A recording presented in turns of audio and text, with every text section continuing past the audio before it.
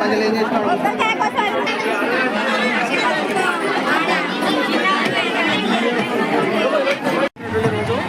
ఎందుకంటే దాదాపు 6 సంవత్సరాల తర్వాత మన పురవీరి క్షత్రియ ప్రిక సంఘీయులందరూ కలిసి సామూహిక బోనాలను పోషమ్మ తల్లికి సమర్పించడం జరిగింది. మరి ఈ సందర్భంగా కులంలోని ఇదే ఐక్యత భవిష్యత్తులో కూడా ముందుకు కొనసాగుతూ ఇలాగే సహాయ సహకారాలు అందించాలని కోరుకుంటున్నాను.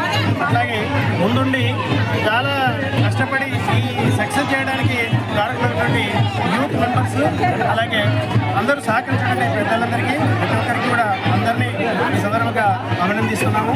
మరి ఇప్పుడు వర్షం భయం ఉన్నా వాతావరణం అనుకూలించకపోయినా భయపడకుండా అందరూ సంతోషంగా కదిలి బోనాలను సక్సెస్ చేసిన సందర్భంగా మన సంఘీయులందరికీ ప్రత్యేక కృతజ్ఞతలు తెలియజేస్తున్నాను.